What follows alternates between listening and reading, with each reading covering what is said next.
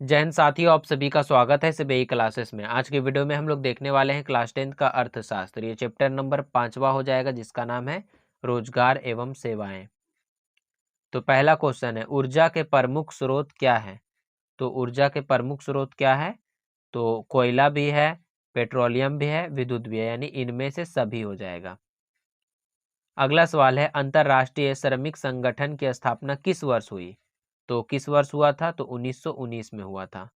अगला सवाल है, जवाहर रोजगार योजना लागू हुई तो कब लागू हुआ था? तो 1989 में लागू हुआ था। अगला सवाल है, मानव पूंजी के प्रमुख घटक है? तो मानव पूंजी के प्रमुख घटक जो है ज्ञान है, कौशल है, अनुभव, ये सभी हो जाएगा।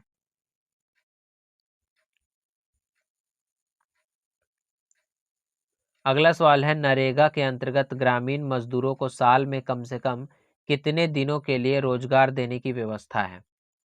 तो 5 का सही आंसर ऑप्शन ए हो जाएगा, 100 दिनों के लिए। अगला सवाल है, कौन सी सेवा गैर सरकारी है? तो कौन सा सेवा है? तो मॉल सेवा जो है गैर सरकारी है। अगला सवाल है, निम्न में से क्या आर्थिक आधारभूत संरचना का अंग है? तो क्या है? तो ऑप्शन डी हो जाएगा, यातायात। अगला सवाल है, आर्थिक क्रियाओं का क्या उद्देश्य है? तो आर्थिक क्रियाओं का जो है जीविकोपार्जन जो है उद्देश्य है। अगला सवाल है, मानवीय पूंजी निर्माण का मुख्य घटक है? तो मुख्य घटक जो है स्वास्थ्य सेवाएं, आवास, शिक्षा एवं प्रशिक्षण, ये सभी हो जाएगा। अगला सवाल है, आर्थिक विकास संबंधित है? तो आर्थिक विकास किससे संबंधित है? तो गुणात्मक परिवर्तन से, परिणात्मक परिवर्तन, ये दोनों से ही संबंधित है। अगला सवाल है, विकासशील देशों में कार्यशील जनसंख्या अधिकांश संलग्न है? तो क्या चीज में संलग्न है? तो कृषि क्षेत्र में जो है संलग्न है। अगला सवाल है, नरेगा कार्यक्रम के नाम के साथ किस व्यक्ति का नाम जोड़ा गया है?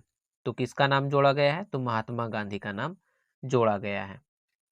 अगला सवाल है, मनरेगा कार्यक्रम की शुरुआत किस राज्य से हुई? तो किससे हुआ था? तो 13 का सही आंसर ऑप्शन डी हो जाएगा, आंध्र प्रदेश से हुआ था। अगला सवाल है, निम्न में से कौन सी बेरोजगारी कृषि क्षेत्र में पाई जाती है? तो कौन सा पाया जाता है? तो छिपी बेरोजगारी, मौसमी बेरोजगारी, ये दोनों ही पाया जाता है। अगला सवाल है, भारत के सकल घरेलू उत्पाद यानी जीडीपी में किस क्षेत्र का योगदान अधिक है? तो किसका योगदान अधिक है? तो सेवा क्षेत्र का योगदान अधिक है। अगला सवाल है, निम्न में से कौन गैर आर्थिक आधारभूत संरचना का अंग है? तो कौन हो जाएगा? तो ऑप्शन बी हो जाएगा, शिक्षा। अगला सवाल है, वस्तुओं और सेवाओं को अपने उपयोग के लिए कौन खरीदता है? तो कौन खरीदता है? तो उपभोक्ता खरीदता है। अगला सवाल है, छिपी बेरोजगारी पाई जाती है? तो छिपी बेरोजगारी जो है कृषि क्षेत्र में पाई जाती है। अगला सवाल है, प्रत्यक्ष विदेशी निवेश का सर्वाधिक लाभ किस क्षेत्र को मिला है? तो किसको मिला है? तो ऑप्शन डी हो जाएगा, विनिर्माण क्षेत्र को मिला है।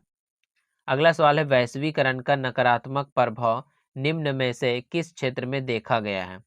तो किस में देखा गया है? तो 20 का सही आंसर बी हो जाएगा, रोजगार में। अगला सवाल है, निम्न में से किसके द्वारा पूंजी निर्माण होता है? तो किसके द्वारा होता है? तो बचत के द्वारा होता है। अगला सवाल है, वैश्वीकरण की नीति से किस क्षेत्र को सबसे कम लाभ हुआ है? तो किसको सबसे कम लाभ हुआ है? तो ऑप्शन ए हो जाएगा, कृषि को। अगला सवाल है, देश की सीमा के अंदर एक वर्ष में उत्पादित सभी अंतिम वस्तुओं एवं सेवाओं का मौद्रिक मूल्य क्या कहलाता है? तो क्या कहलाता है? तो ऑप्शन बी हो जाएगा, सकल घरेलू उत्पाद कहलाता है। अगला सवाल है, सकल घरेलू उत्पाद यानी जीडीपी में सबसे कम योगदान किस क्षेत्र का है?